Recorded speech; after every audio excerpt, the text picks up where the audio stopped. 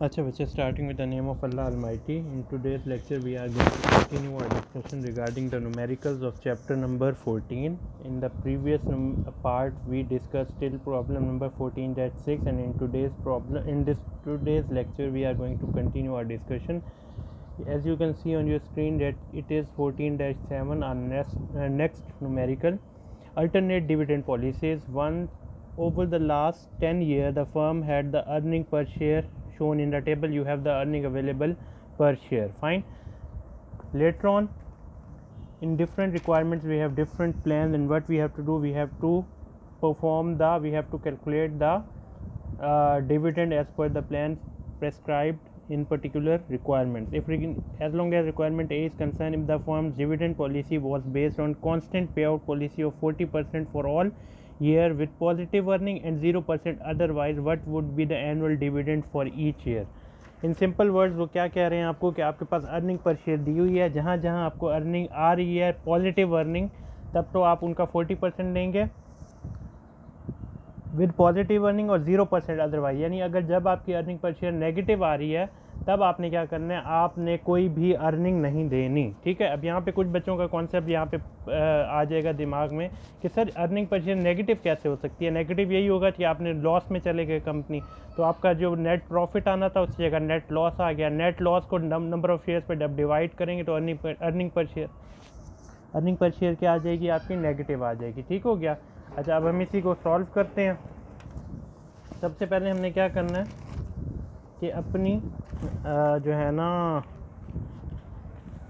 Earning per share की एक list बना लेते हैं ताकि हमारे आसानी से काम हो जाए। ठीक हो गया। तो ईयर 2003, 2004, 2005, 2006, 2007,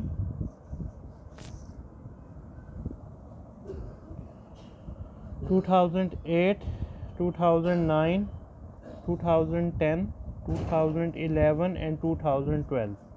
ठीक हो गया। ये हमारी आ गई, ईयर्स आ गए। अर्निंग पर शेयर कितनी दी हुई है,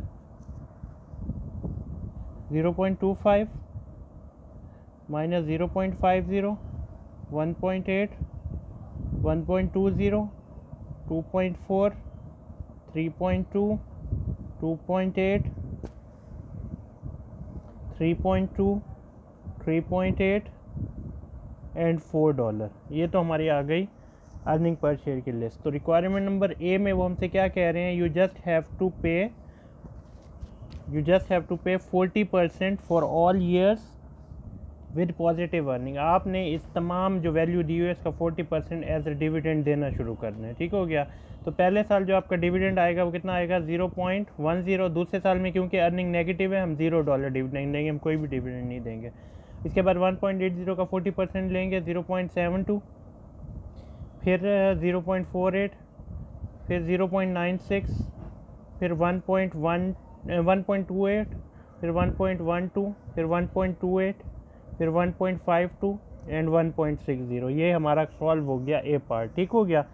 इसके बाद हमारी कहानी क्या है, वो कहते हैं कि अगले साल बी रिक्वायरमेंट में पढ़ें, if the firm had a dividend pay out of $1 पर share, if the firm had a dividend payout of $1 per share increasing by 1.10 per share whenever the dividend payout fell below 50% for 2 consecutive years, what annual dividend would the firm pay each year? वो कहते हैं if the firm had a dividend payout of $1 per share, उन्होंने कहा हमने कहा $1 पर share आपको dividend मिलेगा।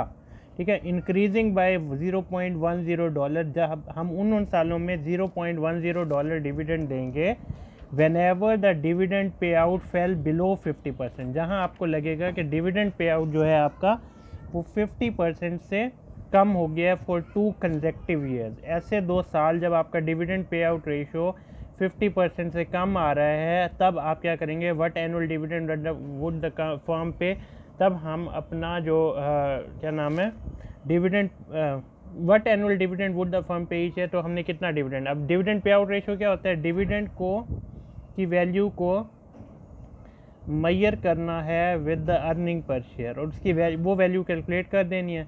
जब आपका 50% से कम अमाउंट आ जाए फॉर 2 कंसेक्टिव ईयर तब आपने क्या करना है, अपना डिविडेंड क्या कहते हैं, आपका जब अर्निंग पर शेयर 2% से कम sorry dividend pay out ratio 50% से कम आ जाए फॉर 2 कंसेक्टिव ईयर, यानी एक साल अगर 50% से कम आ गया तब आप कोई परेशानी वाली बात है, लेकिन दूसरे साल आ गया तो आपने $1 को इंक्रीज़ कर देना है बाय $1.10। ठीक हो गया। अब हम यहाँ पे बात करते हैं बी पार्ट के अंदर। इस पार्ट की जिसे समझ नहीं आ रही वो दोबारा मेरी बातों को गौर से सुनने।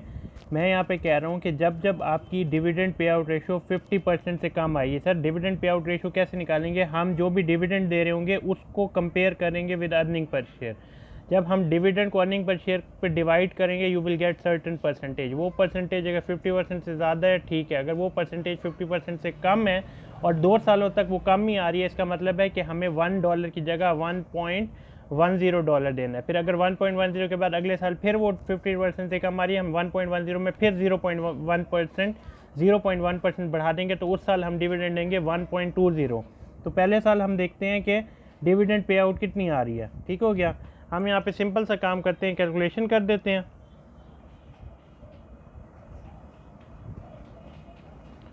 पहले साल हम कितना डिविडेंड दे रहे हैं, $1 का, उसको कंपेयर करेंगे अर्निंग पर शेयर 0.25 से 0.25, तो हमारी पे आउट रेशो कितनी आ रही है,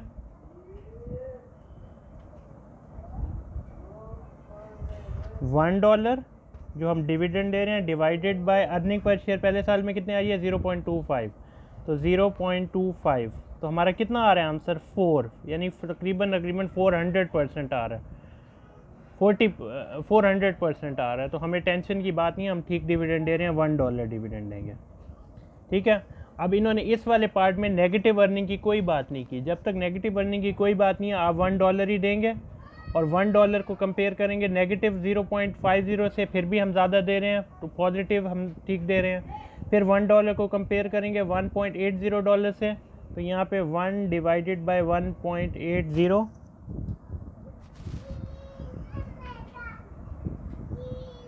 मल्टीप्लाई 100, 55%, 50% से फिर भी ज़्यादा दे रहे हैं तो कोई टेंशन नहीं है। उसके बाद फिर देखें अगले साल में 1.20 divided by $1 divided by 1.20 multiply 100,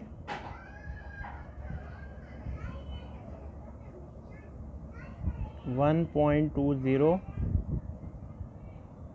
multiply 100 that will be 83.88। सही है, 50% से ज़्यादा है तो फिर भी $1 ही देंगे। उसके बाद अगले साल फिर $1 को कंपेयर करें 2.40 से, पे आउट रेशो निकालें 1 डिवाइडेड बाय 2.40 मल्टीप्लाई 100, तो हमारा देखें आंसर आ रहा है 41%। सर ये तो अब 50% से कम हो गई है, लेकिन उन्होंने शर्त रखी थी फॉर 2 कंसेक्टिव ईयर, क्योंकि ये 50% से कम आ गई है 41%, क्योंकि ये 50% से कम आ गई है 41.67, लेकिन अभी ये 2 कंसेक्टिव ईयर नहीं है, इसीलिए हम इसे $1 ही डिविडेंड दे देंगे। इस बात को समझें कि हाँ $1 जब कंपेयर किया गया 2.40 से तो आंसर 41% आया, लेकिन 40% आया पहले ही साल। उन्होंने कहा 2 सालों तक अगर 50% से कम आएगी तब हम एक्स्ट्रा डिविडेंड देंगे, तो हम यहाँ पे क्या करेंगे $1 डिविडेंड दे देंगे। ठीक है। अब अगले साल कितना है 3.20। ठीक है, अगले साल आपको 3.20 आ रहा है, तो यहाँ पे मैं फिर क्या करता हूँ 1 डिवाइडेड बाय 3.20 मल्टीप्लाई 100। अब देखें कितना आ रहा है 31.25%, क्योंकि ये 50% से कम है और ये दूसरा कंसेक्टिव ईयर है जिसमें हमारा डिविडेंड की पे आउट रेशो 50% से कम आ रही है, तो अब हम जो डिविडेंड देंगे वो $1.10 का आएगा। ठीक हो गया। और इंक्रीजिंग बाय का कॉन्सेप्ट क्या है कि हर मरतबा उसमें 1.10 का इंक्रीज आपने शो करना है। ठीक है, तो अब ये 1.10 है, अगले साल का डिविडेंड 2.80 है, चेक कर लेते हैं। $1 डिवाइडेड बाय 1.20 नहीं सॉरी 2.80 डिवाइडेड बाय 2.80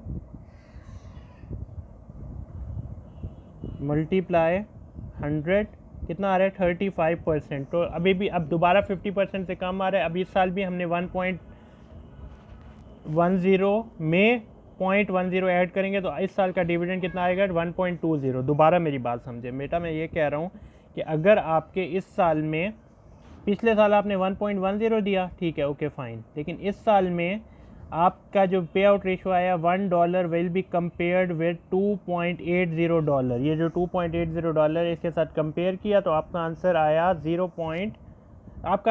35%। अब ये क्या है कि ये 50% की रिक्वायरमेंट से कम आ रहा है, तो इसका रीज़न, तो इस वजह से पिछले साल के 1.10 में फिर दोबारा आप 0.10 का एडिशनल डिविडेंड देंगे। अच्छा, ये हो गया 1.20। उसके बाद अगले साल में देखें कितना आ रहा है 3.20। जब आप $1 को $1 divided by 3.20 multiply 100 that will be 31.25। अब दोबारा आप देखें तो 31.25 50% से कम है, तो पिछले साल 1.20 में फिर 1.20 में 0.10 ऐड करेंगे तो इस साल हमारा डिविडेंड होगा 1.30। ठीक है, फिर उसके बाद $3 आपके साथ कंपेयर करेंगे, $1 डिवाइडेड बाय 3.0, ये भी आपका 50% पे आउट से कम है, आंसर आएगा। इस साल हम डिविडेंड देंगे 1.40। फिर आपका चौथे साल 4% है, $1 divided by $4, $1 divided by $4 multiply 100 करेंगे वो 25%। फिर 50% से कम आ रहा है, फिर आप 1.50 यानी 0.510 आप उसमें फिर एक वो और इंक्रीज़ करके डिविडेंड देंगे। तो बी पार्ट में उन्होंने क्या कहा था कि जब जब आपकी पे आउट रेशो 50% से कम आए फॉर 2 कंसेक्टिव ईयर, तब आप 0.10 का एडिशनल डिविडेंड देंगे। $1 यहाँ पे आपका पे आउट रेशो 50% से कम आई थी, लेकिन ये कंसेक्टिव ईयर नहीं था, तो हमने इस साल भी $1 ही दिया था। लेकिन अगले साल में फिर आपकी 50% पे आउट रेशो से कम आंसर आया था, तो आपने उसमें 0.10 का इजाफा किया, फिर 50% से कम आया तो फिर 1.20 का किया, फिर 0.10 से किया, फिर 1.30 किया, फिर आपका 0.10 फिर आपका 50% से कम पे आउट रेशो गया, फिर आपने 0.10 बढ़ा दिया, फिर आपका 50% से कम गया तो आपने 0.10 से डिविडेंड फिर बढ़ा दिया। तो इस तरह आपका बी पार्ट भी सॉल्व हो जाएगा। अब आ जाते हैं सी पार्ट के ऊपर। सी पार्ट में कहते हैं if the firm policy were to pay 0.50 per share each period except when earning per share exceeds $3 when an extra dividend of 80% of earning beyond $3 would be paid, what annual dividend would the firm pay each year। अब इसकी कहानी सुन ले। वो कहते हैं आपने $0.50 dividend देते जाना है। जब जब आपकी अर्निंग $3 से बढ़ जाएगी तो जितनी अमाउंट $3 से बढ़ जाएगी उस अमाउंट का 80% आपने एक्स्ट्रा डिविडेंड देना है। मेरी बात को दोबारा सुन लो, और जब नहीं समझ आए तो एक मरतबा दोबारा सुन लेना पीछे करके। उन्होंने कहा आपने $0.50 डिविडेंड देना है, ठीक हो गया। जब जब आपकी अर्निंग पर शेयर, ये हमारी अर्निंग पर शेयर है, ये अर्निंग पर शेयर जब जब $3 से बढ़ जाएगी तो जितनी अमाउंट वो बढ़ जाएगी उस अमाउंट का 80% आपने एडिशनल डिविडेंड देना है, ठीक हो गया। तो अब हम सॉल्व करना शुरू करते हैं कि हमने कितना डिविडेंड देना है, ठीक हो गया। पहले क्योंकि हमारी अर्निंग 0.20 है, $3 से बड़ी नहीं है, तो हमने $0.50 डिविडेंड दे देना। दूसरे साल में देखो अर्निंग नेगेटिव में, इन्होंने यहाँ पे कहीं नहीं कहा कि अगर नेगेटिव अर्निंग होगी तो आप डिविडेंड नहीं देने, तो हम वही फिक्स डिविडेंड 0.50 दे रहे हैं। फिर 1.80 $3 से कम है, फिर 1.50, 1.20 $3 से कम है तो 0.50, फिर 2.40 $3 से कम है तो 0.50। अब देखें इस साल में 3.20 यानी $3 से ज़्यादा अर्निंग आ गई है, ठीक है। तो जितनी अमाउंट ज़्यादा है, कितनी अमाउंट ज़्यादा है, 0.20 ज़्यादा है, तो हम कहेंगे ये 0.20 ज़्यादा है, इसका 80% आपने एक्स्ट्रा डिविडेंड देना है। तो जब आप इस अमाउंट का 80% निकालेंगे तो वो आपके पास नियर अबाउट 0.16 आएगा। तो आपने अपनी पिछली 0.50 में इतनी एक अर्निंग इंक्रीज कर देनी है, तो यहाँ पे आपका आंसर आएगा 0.66। अगले साल देखें फिर कितना आ गया 2.80 $2.8 से कम है, तो आप अपना रेगुलर डिविडेंड 0.50 का दोबारा दे देंगे। उससे अगले साल 3.2 आ गया, फिर वही 0.2 आपका बढ़ गया, 0.2 का 80% निकालेंगे, डेट विल बी 0.66। फिर 3.8 आ गया, 3.8 क्योंकि $3 से ज़्यादा है, उसका 80% निकालेंगे, तो वो आपके पास तकरीबन 0.64 ज़्यादा आएगा। तो जब आप उस 0.64 को 0.50 में ऐड करेंगे आपके पास $1.14 डिविडेंड आएगा। फिर आ गया $4 के $3 से बड़ा है और $1 का 80% लेंगे 0.80 ज़्यादा आएगा तो 0.50 प्लस 0.80 तो टोटल डिविडेंड आपका 1.30 आ गया। इसका डी पार्ट हम स्किप करेंगे और बस ये आपका क्वेश्चन सॉल्व हो गया। अगले क्वेश्चन में मैं अगली वीडियो में मिलता हूँ। Thank you so much.